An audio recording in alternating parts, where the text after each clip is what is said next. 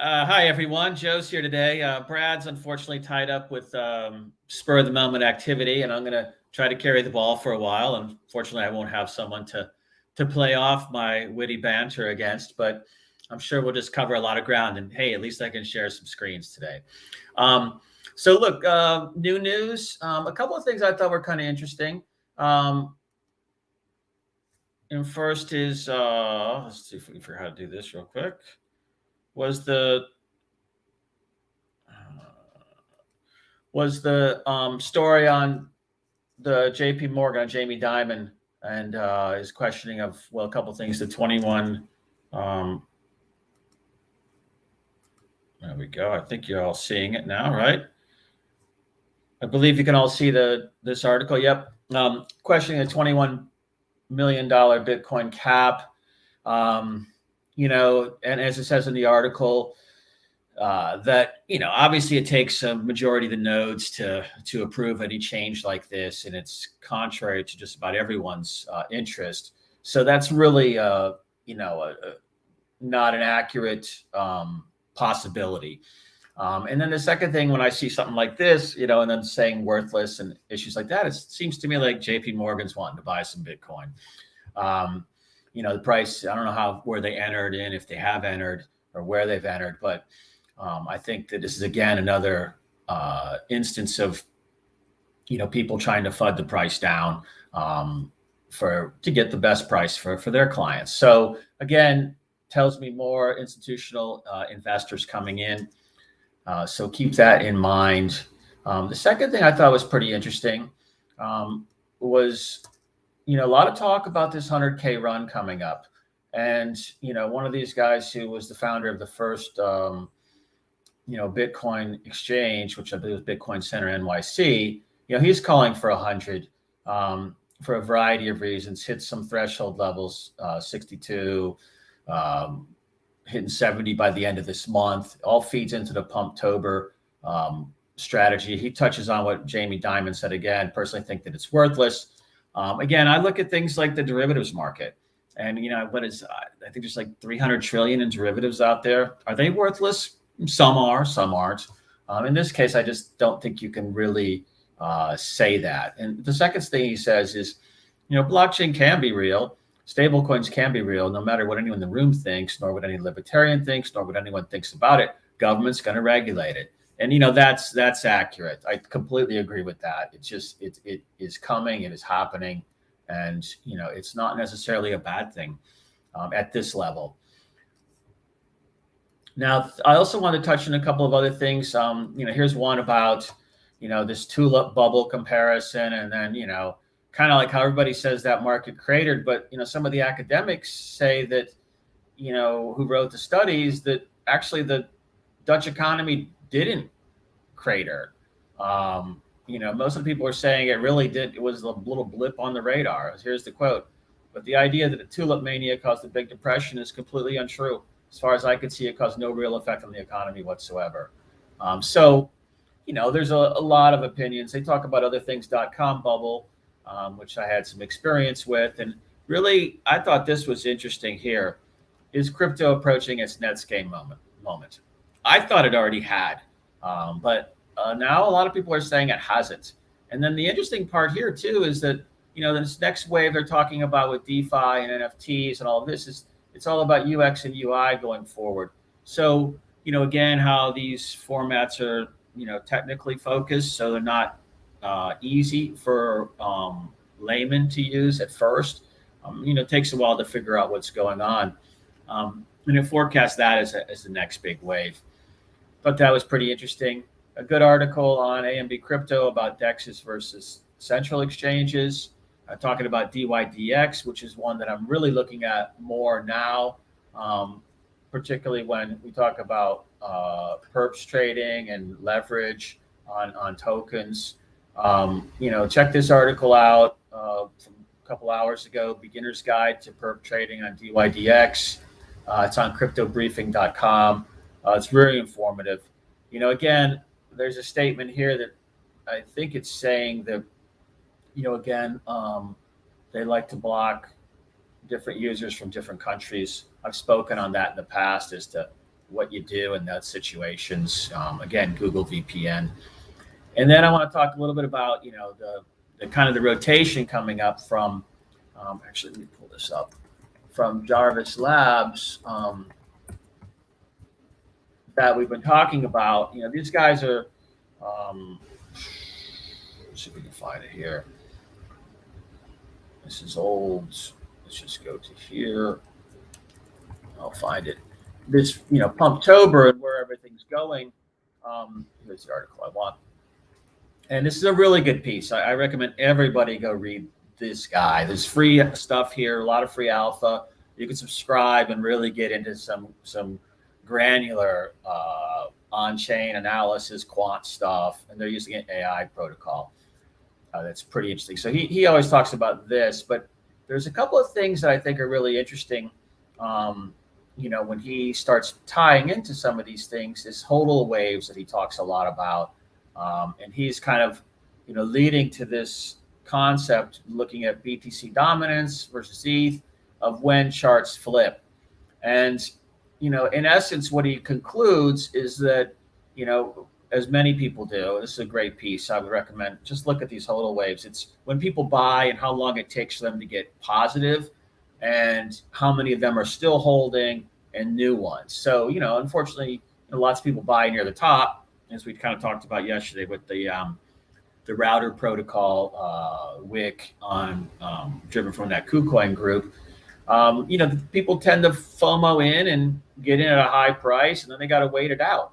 So this kind of shows a lot of good intel as to what's there, who's holding, who's left, and when they're going to sell. But what he's really getting to is saying that, look, this is all about Bitcoin first, then ETH, then the large caps, then, the larger, by large caps, I really mean layer ones. And then, that's the, Polygon, BSC, Phantom, all of the Polygon's technically layer 2, but I lump it in there because it is do a lot as its own chain, as a complement to ETH. And then rolling into the big DeFi protocols, the Aves, the Curves, the ones that I like a lot. So find this article. He's talking about, monster pump. And now I want to talk about what, I think and where I kind of look at how I evaluate stuff. So, this is an overview of DeFi on DeFi Llama site, showing the largest ones. And here's the TVL. So, this sorts first on amount. And you can see Curve is here at the top, then Aave, MakerDAO, and then going on down Compound, Pancake Swap, Yearn, Sushi, Uni, going down the line. Balancer is something I've been looking at.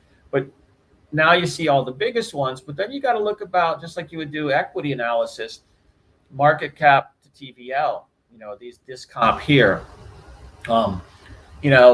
Look, with Curve, you got a 0.06 market cap TVL. Aave, I was kind of surprised at 0.245, and then kind of go down the list.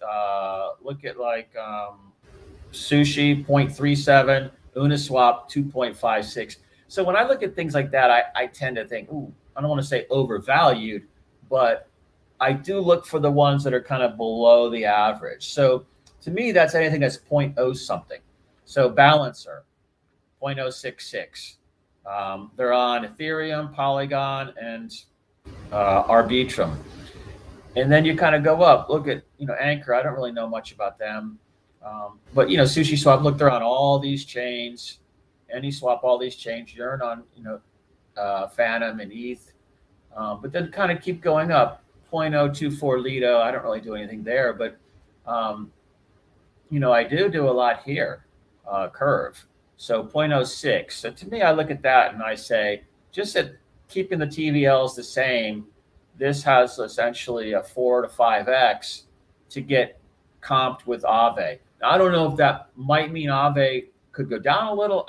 I don't think so, because when I look at, say, Sushi's higher at 0.37, Uniswap's like 10 times higher. So I don't really think that, that Aave is at risk. But this is the kind of thing that I look at. And so then you can look here on the left, we see now chains. So this is supposed to be the first wave after Bitcoin, and then rolling into um, ETH and everything else. Now I have my VPN off, so this might be blocking me. But is that no? Here we go. So you look at this, you see the biggest one with obviously TVL is ETH. 2.91, Binance 3.97. So again, I just go down this list, these layer ones, and I think, so this, for instance, this would be all the Uniswap and Sushi and everything that's on their chain. Solana, you see, is in a 3 slot. Decent amount of TVL. Good market cap TVL ratio for the chains. But the ones I'm looking at are actually Terra at a 1.9.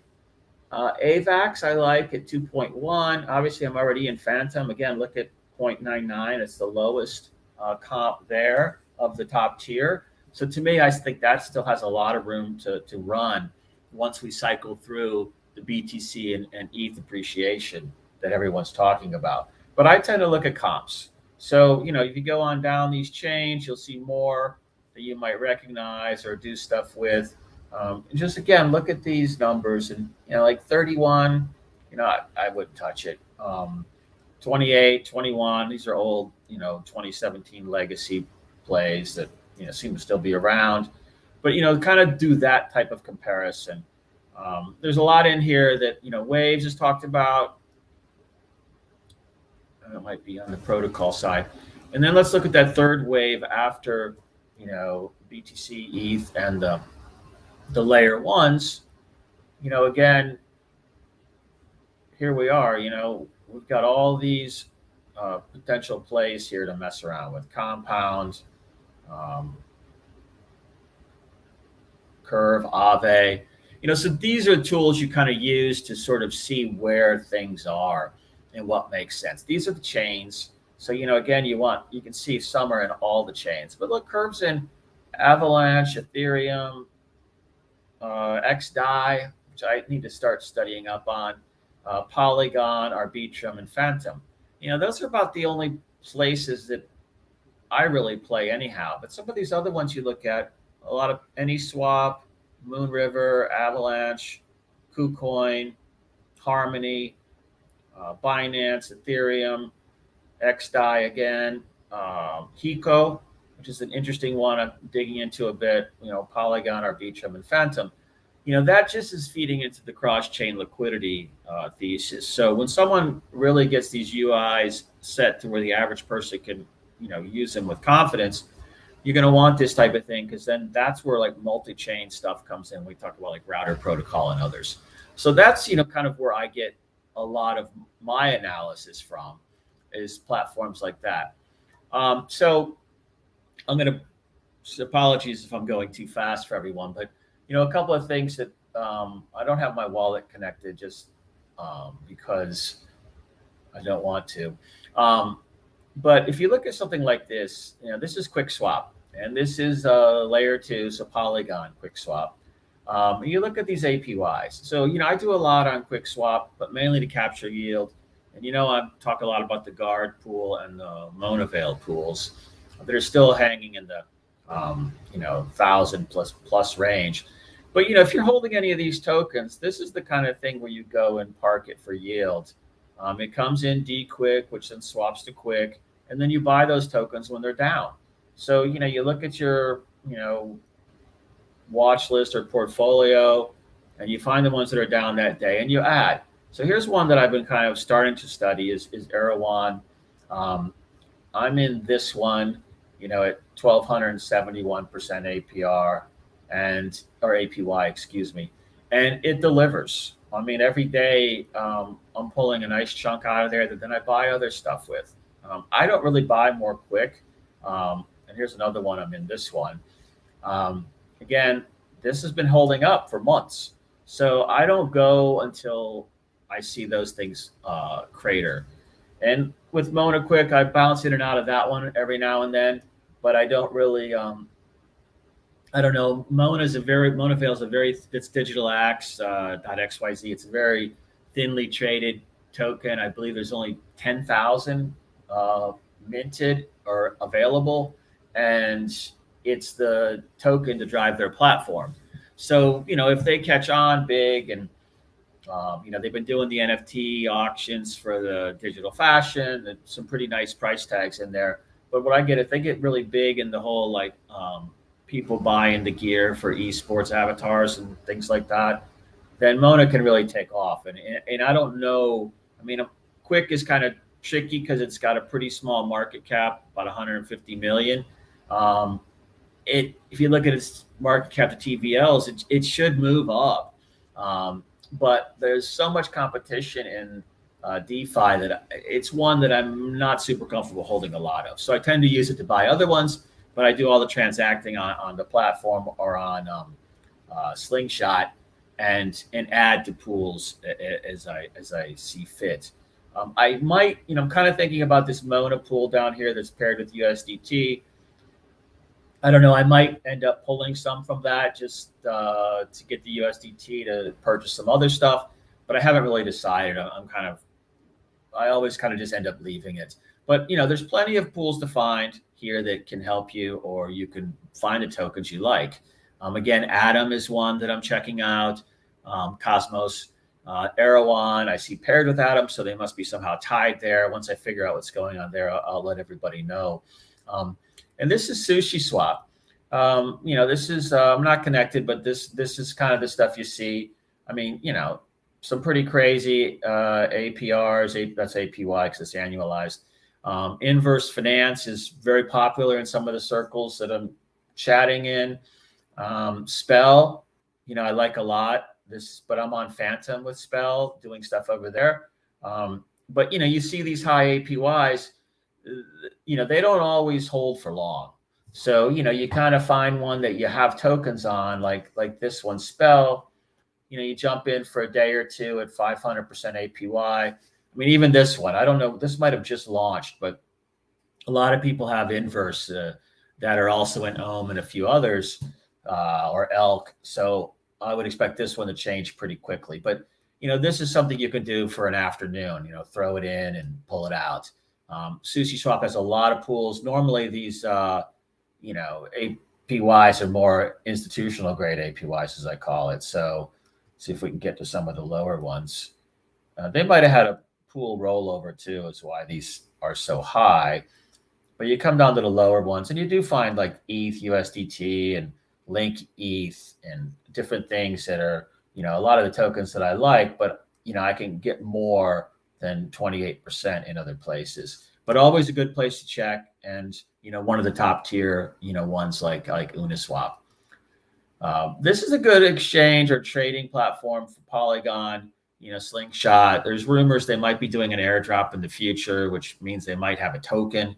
So you might want to do a few trades on this just to keep your wallet in the running for if they do something. Again, I don't know if they will. This is just, water cooler talk, but it's done in Telegram. But, just kind of might want to route a few through there just to make sure if they do something that you're in that airdrop list. And then, of course, I do like Define, as you guys know. Let's see if it's going to show some stuff here.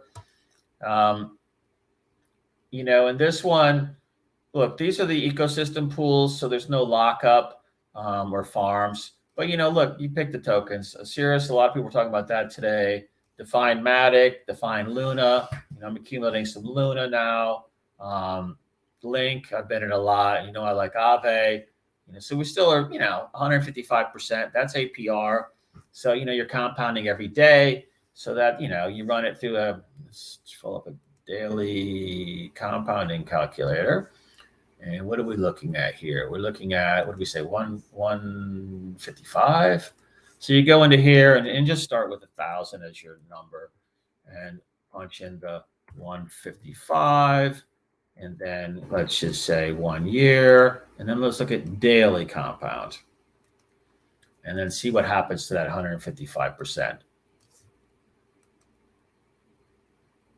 So, you're really getting your daily compound 370%. You turn that 1,000 into $4,696 if, everything stays the same for a year, which, isn't likely. but you'll add in too, so that'll go up. But that's the way to kind of look at these APRs versus APYs.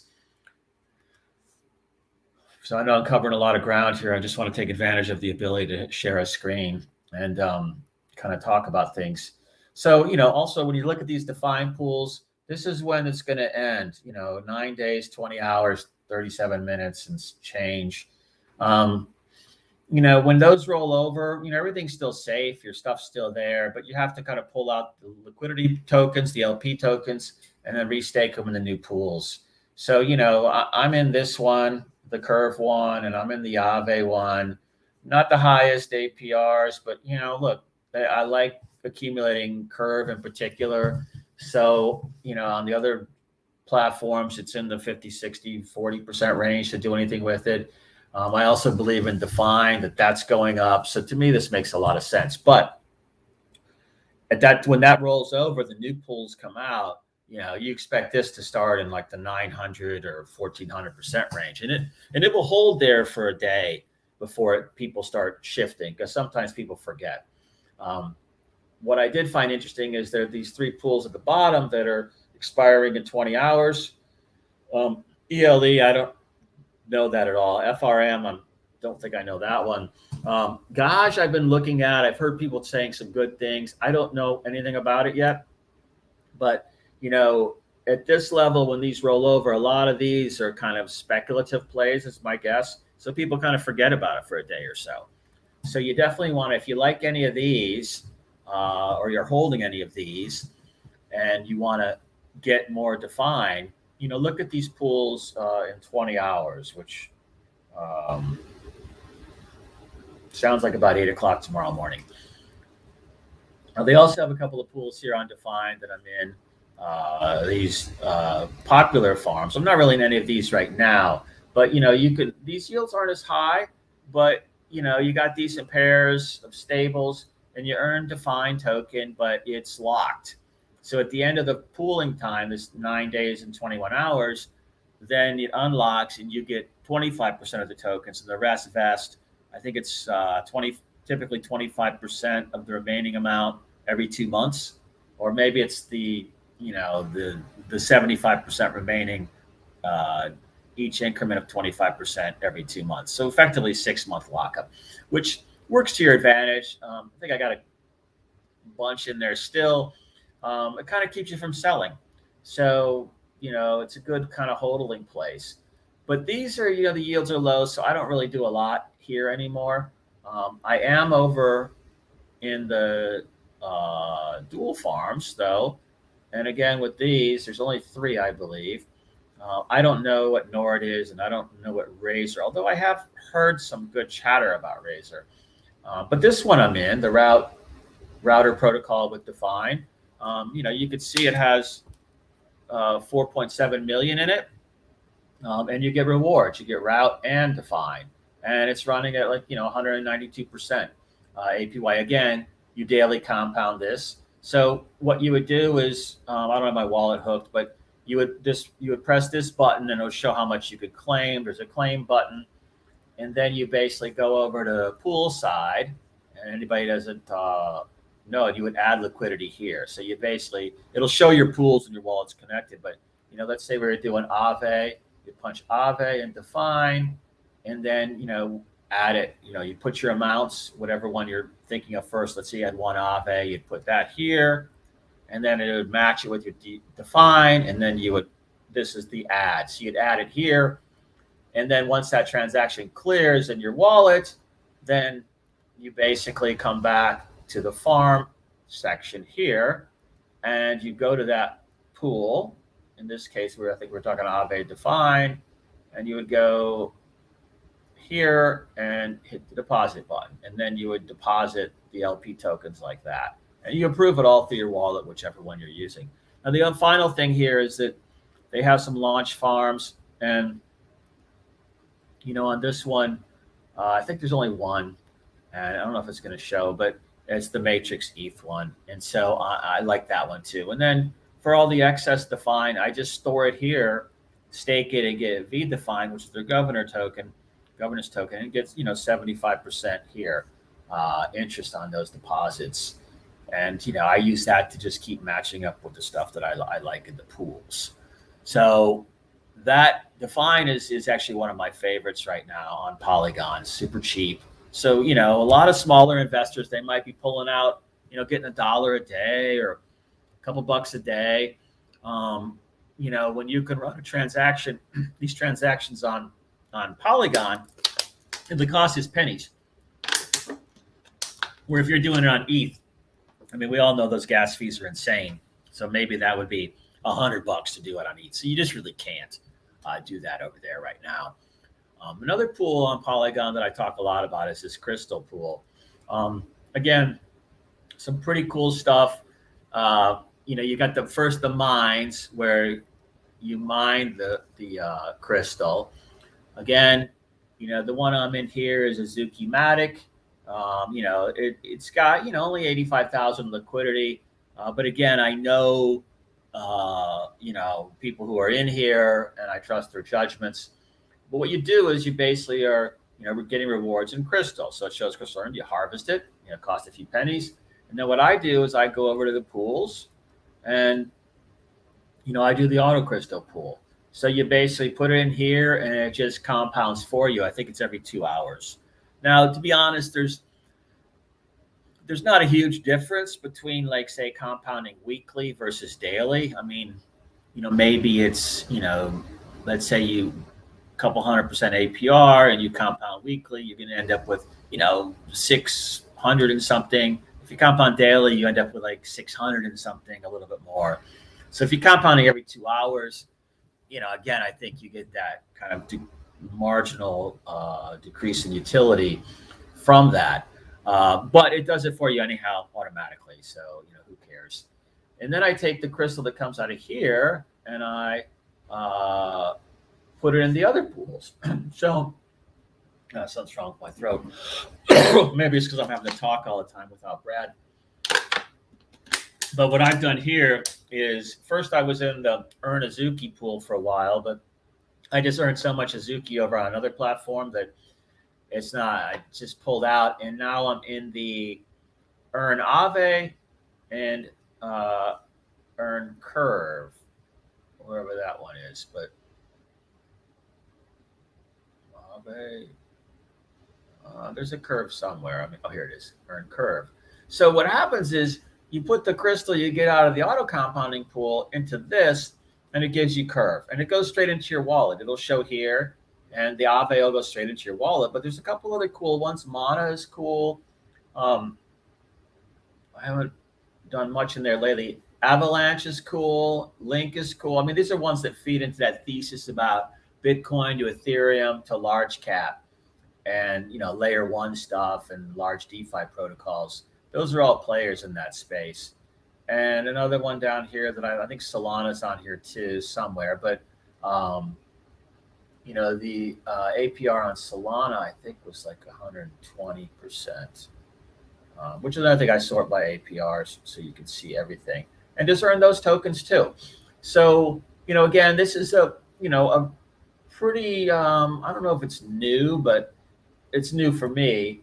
But, they got 11 million in TVL, 12 million, I guess, not big compared to the billions you saw on that other chart, but, that's acceptable to me. And then I think, you have a soft cap of 12.5 million tokens, so you're not going to get a bunch of inflationary stuff. And they got a few other things going on, more, looks more like games of chance than, trying to invest. But still, it's an interesting play. But again, platform risk. I don't, I split the pools up across multiple platforms. I don't put too much into one where there's a single point of failure. So, look at this one, and then this was one that, Brad and I were doing before. He pulled out. This, again, is super small. You got a lot of audit buttons and everything, so it sounds good. But, the crystal price has been going down. So, what that does is over here in this vault, so I bought at Astro Farms, the Libra, and I staked into, what are we looking at? You see some more Azuki and Doki pools over here, but where is our Libra? And I remember I jumped in because that was like, 2 trillion APY, I think. Yeah, okay. So this is, and I have a ton of Matic. So this is the one I'm in right now. Again, a very small amount, like a couple $100. Originally, I was getting like, 6.7. Now it's down to 2.77. But you're still at 2.15 million%, APY. So I think, you're staking the LP tokens here, and I believe I started with 70. And even though the price has gone down, I'm up to about 140 LP tokens. So I doubled those. So what that means is that you end up with more of the Libra token as the price is going down. So if Libra rebounds and I unlock the LP, I should have a sizable stack. But then again, that was just a couple $100. So I'm not really even paying attention. That's just a degen play that, hey, maybe it turns into a couple of grand, whatever. Not my focus. My focus is on top tier stuff. Let's see what else we have here. That's about the main things on the pools. I wanted to keep this short today just to get some information out there and keep the continuity up, to keep users coming back. But, look at those pools. Also start, actually, that's what we should look at. Let's take a look at the Phantom stuff. Do that one. And we'll do Spooky Swap. So, again, I like Phantom a lot. It seems to be, almost a little bit more than Polygon, but it was faster. Now the Polygon kind of changed the platform to where you need to do the GUI at about 30 to take out all the spam. It's gotten a lot faster the last couple of days. So, now I can stack up 10 transactions in my wallet and not have them jam up, which I tend to like. But, when I come over here, so look, this is, FTM, Phantom. Again, I think this is going to rock when the layer ones come into play. It's got a pretty big market cap right now, but, lots of room to go. If you look at like Solana and others as comparables, I think there's more TVL on Phantom than Solana. And you have a much lower, obviously, market cap to TVL ratio. But you go check that DeFi Llama site and make sure I'm right on that. So I'm playing here. Now, this is spooky. I don't have much over here. I move most to Spirit. But the one I like here, Spell, Abracadabra, is super hot right now. And look, that's the 1,682%. So it's not going to last long. The rewards are in, fees would be here, like, people buying and selling it. You're getting a share of those. And then you get it in Boo. I tend to just roll the Boo into, sell it into something else right now. But that's a good one. And then also Treeb, I kind of like for a couple of reasons. They're in Geneva. I don't remember exactly what they're doing, but I got in because it was high APYs and it's maintained. And so I just keep accumulating the Treeb one. And I have FTM in the wallet. I'm trying to pair with other things. I don't want to sell it. So, there's a lot of opportunities here. Beefy, a lot of people are talking about Beefy these days. Another, innovative finance thing where you're staking for term and getting, very, very high returns. So you kind of see what you have and you could easily bridge. Okay, so here's the bridge. Now I like this bridge a lot. So look, here's your chains. So from Phantom or BSC or Polygon or Arbitrum or Avalanche, you could go to Phantom. So on the way out, let's say you're in Phantom, you want to go back to Ethereum. Just trying to unlock my wallet. Say you move out, when I tend to move stuff off into the banks, I tend to go through US platforms to do that. Usually Ethereum's the way you got to get there. But, as we know, Ethereum gas fees are super high. These fees aren't that high. So let's say we were going to take, let's see if it'll show. Where's ETH? ETH. Where is it? Maybe it's wrapped. Well, let's just write it. All right. So wrapped ETH. Let's say 1. Let's see if it'll show it for us. Yeah, so you could basically, look, it says if you move more than 2,600, could take up to 12 hours. I'm not moving that kind of, not even near that kind of weight. But, this is a good bridge. It's cheap to go around the chain. So you could go from, say, Polygon to Phantom and then Phantom to ETH at a lower rate than it would go if you use the Polygon bridge to go out straight to ETH. It ends up being cheaper. So think about that when you're moving stuff around to exit, pay yourself, etc. But I like this bridge a lot, and that's kind of mostly what I do with this platform. Spirit Swap, again, I like this one because I think the software developer that I believe built Spell and one other one is now here at Spirit doing something. So it's kind of a big endorsement. And the ones I'm playing in here, because I think Spirit's going up. Well, you see, it's kind of been retreating a bit. It ran up to like 50. I think I got in the 20s, low 20s.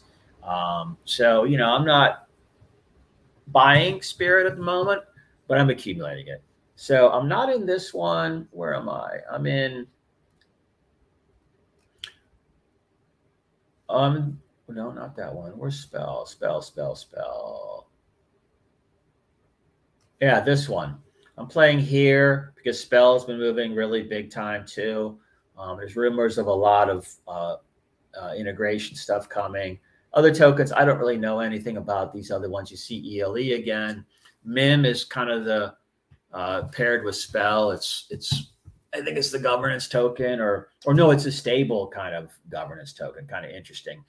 But the other one I'm in there should be, this one, USDC FTM. I mean, there's almost $40 million in this liquidity pool. So, you can see that, it has stability, and, you're still getting 87%, which isn't my first choice, but it is what it is. And the Curve one, I'm not really doing anything of Curve on Phantom, just because I have it all undefined. And they have a boosted farm too. And now these all pay out in Spirit. So that's why I'm not buying Spirit, because I'm getting Spirit for 0. But in this pool right here, is where I tend to park it. So when I harvest, the Spirit, then I pair it with the FTM in my wallet and add it to here. There's boosted farms. You can get it up to 182, but you got to stake some pretty serious Spirit or in Spirit to do that, and I just haven't done that. But you come here and you would press your portfolio button, and you would see like everything your wallet. I'm not connected, so you're not going to see it. And then farming rewards, and then you basically harvest all, and you pull down all the Spirit. So this has some really interesting things to it. Another thing I think I liked here was this. It was exchange. Let's see. I think this has that zap button. Yes. So, let's say you had 1,000 FTM in your wallet, you kind of come here and, you would just punch in 1,000. And let's say you wanted that, let's do it different. Let's say we had, that's right. Let's do it with FTM just to keep it simple, but you could do it with anything. You could probably do it with ETH or something, the WETH. So here you pick one. Oh yeah. So you could do it with ETH. You pick your pool. So let's say you wanted the Curve FTM one. So you press this, you unlock the wallet, press the button. It automatically splits it into the appropriate balanced amounts and gives you the LP for that pool, which then you go back to the pool and stake. But the zap button is pretty cool. Now, Monavale had a zap button, and they're only on layer 1 right now for the most part, other than the quick swap piece. But just, and it was really handy, but, gas fees got so high on ETH that it just was impractical.